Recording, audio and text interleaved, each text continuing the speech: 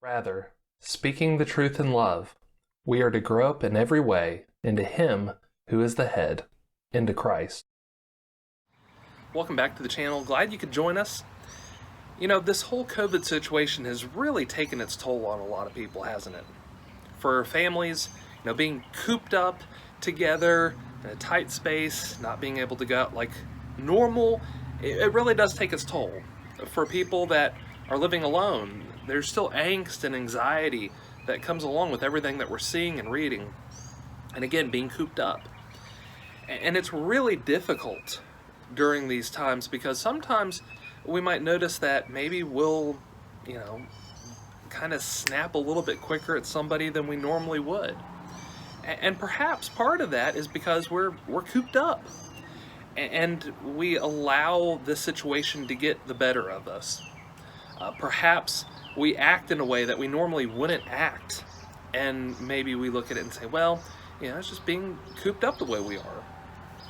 But I want to encourage us with some words from Paul in Ephesians chapter 4, and we're going to start in verse 31. He says, "Let all bitterness and wrath and anger and clamor and slander be put away from you all, along with all malice. Be kind to one another, tender-hearted, forgiving one another, as God in Christ forgave you." That's some really great advice to be able to even just get along during this situation, right?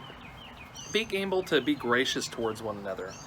Not talking bad, not saying little things to kind of poke and prod, but instead being gracious with our speech, being tender-hearted towards one another, forgiving each other as God in Christ forgives us.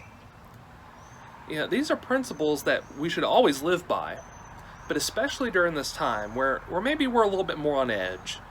Maybe it's good to remember these words from Paul and focus on them and really think about applying them in whatever situation we're in.